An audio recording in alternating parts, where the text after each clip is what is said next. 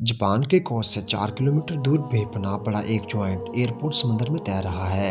ये इतना बड़ा है कि इसको स्पेस में मौजूद इंटरनेशनल स्पेस स्टेशन से भी देखा जा सकता है। ये ना सिर्फ समंदर में बनाया गया दुनिया का पहला एयरपोर्ट है, बल्कि इसको ज़मीन से कनेक्ट करने वाला ब्रिज अपनी नौइयत का सबसे लंबा पुल भी है। एक एयरपोर्ट का state of the art design जिस जगह पे बना है, ये इस वक्त इंसान का बनाया हुआ सबसे बड़ा आइलैंड भी था, जिस वक्त खास इस एयरपोर्ट के लिए बनाया गया था। 20 अरब डॉलर यानी करीब 1650 अरब रुपये की लागत से तैयार किया गया है। तो ये एक पूरा प्रोजेक्ट एक इंजीनियरिंग मास्टरपीस, लेकिन कंस्ट्रक्शन के वक्त इसमें ऐसी क्या कमी छोड़ी गई थी कि ये दिन ब दिन समंदर में धंस कर डूबता जा रहा है।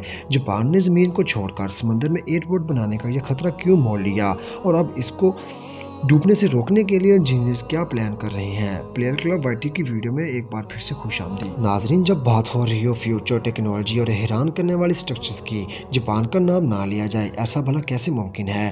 दुनिया की पहली हाई स्पीड ट्रेन टोकाइडो शिनकनसेन जापान ने वर्ल्ड वॉर 2 के दौरान न्यूक्लियर अटैक्स में पूरी तरह तबाह होने के सिर्फ 18 सालों बाद लॉन्च करके पूरी दुनिया के छक्के छुड़ा दिए थे। बाकी दुनिया सिर्फ गाड़ियों के शौक ऑब्जर्वर करने के बाद बात करती है, लेकिन जापान वो वाहिद मुल्क है जहाँ अर्थक्वेक से बचने के लिए इसके स्पेस के नीचे भी शॉक एब्जॉर्बर्स लगाना लाजमी होता है। पर ऐसा भी नहीं है कि जापान का हर तीर हमेशा सही निशाने पर लगा हो। इंजीनियर प्रोजेक्ट्स फेल भी होते हैं और उनमें गलतियां भी होती हैं, और ऐसी ही कुछ गलतियां जापान के कोनसाई इंटरनेशनल एयरपोर्ट को बनाते वक्त हुई थी। जापान के कोनसाई रीजन में बना ये एयरपोर्ट वैसे तो ओसाका सिटी, कोबे और क्योटो से बहुत करीब है, जहां ऑलरेडी 3 एयरपोर्ट सिर्फ 50 किलोमीटर के रेडियस के अंदर मौजूद हैं। लेकिन जापान की बढ़ती हुई पॉपुलेशन और इकोनॉमिक डिमांड को देखते हुए यहाँ एक और एयरपोर्ट की ज़रूरत थी।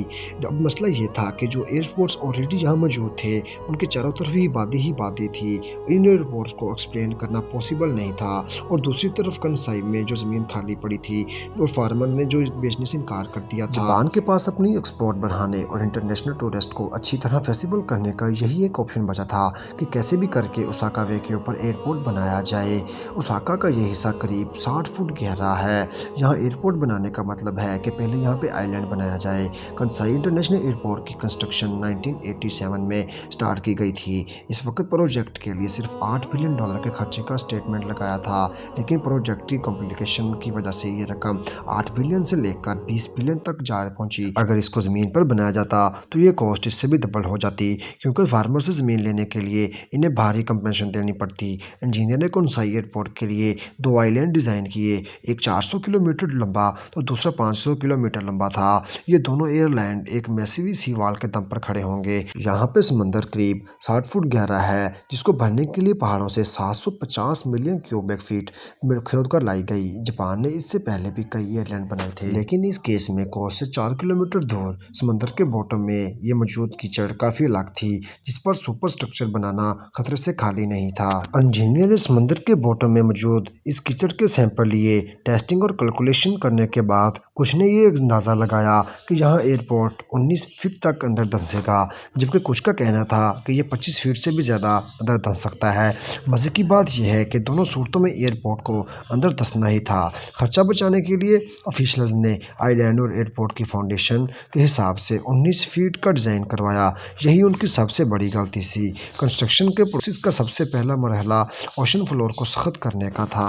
10 लाख ड्रिलिंग्स पाइप ओशन फ्लोर में डाले गए और उनको अच्छी तरह वाइब्रेट किया गया, और वाइब्रेशन की वजह से लो सेंड थी वो कंप्रेस हो गई, जिससे फ्लोर काफ़ी हद तक सख्त हो गया। पाइप्स निकाल कर पीछे रह जाने वाले 10 लाख ड्रिलिंग होल्स में पानी जज़ब करने वाली स्पेशल रेत डाल दी गई। दूसरी तरफ 24 किलोमीटर लंबी फी वाल को बनाने के लिए 48,000 कंक्रीट सी वाल को ज्वाइंट इस्तेमाल किया गया। चैम्बर में पुट स्टील पत्थर और मलबा डाल कर बनाया गया, और फिर इन स्टील चैम्बर्स के बीच में कंक्रीट ब्लॉक्स रखे गए। सी वाल बनाने का सिर्फ एक ही मकसद था कि एयरपोर्ट को टाइफून और इसकी वजह से पैदा होने वाली खौफनाक लहरों से बचाया जा सके। अब सी वाल के अंदर मिट्टी डालकर आइलैंड की हाइट को तकरीबन 65 फीट लेवल तक बढ़ा दिया गया था। आइलैंड बनाने के बाद कंस्ट्रक्शन वर्कर्स ने एयरपोर्ट और रनवे की कंस्ट्रक्शन का काम स्टार्ट कर दिया। 1998 में इसका से ओसाका से एयरपोर्ट तक को ब्रिज कर डालकर तकरीबन टोटल खर्चा 1 बिलियन के करीब जा पहुंचा। कंसाई इंटरनेशनल एयरपोर्ट का अंदर धंसना पहले से ही तय था, लेकिन इंजीनियर और ऑफिशियल्स को एक बहुत बड़ी गलतफहमी थी कि एयरपोर्ट सिर्फ सिर्फ 19 फीट अंदर धंसेगा, जबकि कंस्ट्रक्शन के दौरान पहले से ही आइलैंड के करीब 34 फीट तक अंदर जा चुका था। आइलैंड उस मंदिर से 65 फीट ऊपर उठाया गया था। इसमें से 34 फुट एयरपोर्ट होने से पहले ही कम हो चुके थे। इस गहमा-गहमी में इंजीनियर ने एस्टीमेट लगाया था कि 50 सालों में आइलैंड समंदर से 13 फुट की ऊंचाई पर आकर अच्छी तरह स्टेबल हो जाएगा। 13 फुट की ऊंचाई एयरपोर्ट को सैलाब से बचाने के लिए कम से कम रिक्वायरमेंट थी, लेकिन यहाँ पर भी इनका एस्टीमेट गलत साबित हुआ, क्योंकि जो चीज़ वो 50 सालों के बाद एक्सेप्ट कर रहे थे वो सिर्फ 10 सालों में ही आ खड़ी हुई। जहाँ एयरपोर्ट के दूसरे टर्मिनल की लॉन्च तक आइलैंड 22 फीट 10 की सिर्फ 13 फीट की ऊंचाई तक पहुंचा जा चुका है और आज वो बहुत ही डेंजर लेवल पे खड़ा दिन ब दिन मजीद ज़मीन के अंदर धंसता जा रहा है। और अब ये कहा जा रहा है कि 2056 तक कंसाई इंटरनेशनल एयरपोर्ट मजीद 13 फीट समंदर के अंदर धंस जाएगा। दोस्तों, अगर आपको ये वीडियो हमारी पसंद आई हो तो हमारे चैनल को लाइक, सब्सक्राइब और शेयर करें और मजीद ऐसी वीडियो देखने के लिए प्लेयर क्लब YT का चैनल सब्सक्राइब कर लें।